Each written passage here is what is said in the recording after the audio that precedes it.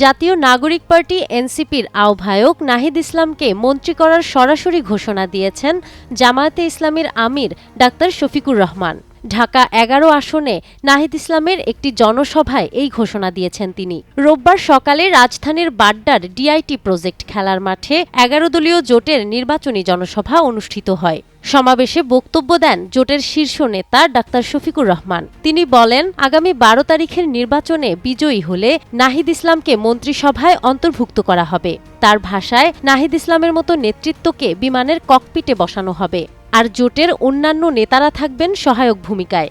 Doctor Shafiqur Rahman আরও বলেন, জামায়াতের নেতৃত্বাধীন এই জোট মিথ্যা প্রতিশ্রুতিতে বিশ্বাস করে না। বাস্তবতা ও বিদ্যমান সামর্থ্যের মধ্যেই দেশ গঠনের চেষ্টা করা হবে।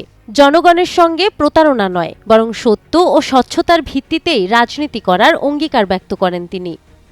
জনসভায় বিএনপিকে লক্ষ্য করে কঠোর সমালোচনা করে জামাত আমির বলেন, ১২ ফেব্রুয়ারি জনগণ আধিপত্যবাদের দোসরদের লাল কার্ড দেখাবে। বিএনপির হাতে থাকা সব কার্ডই ভুয়া। এই ভুয়া কার্ড জনগণ প্রত্যাখ্যান করবে বলে মন্তব্য করেন ডাক্তার শফিকুর রহমান।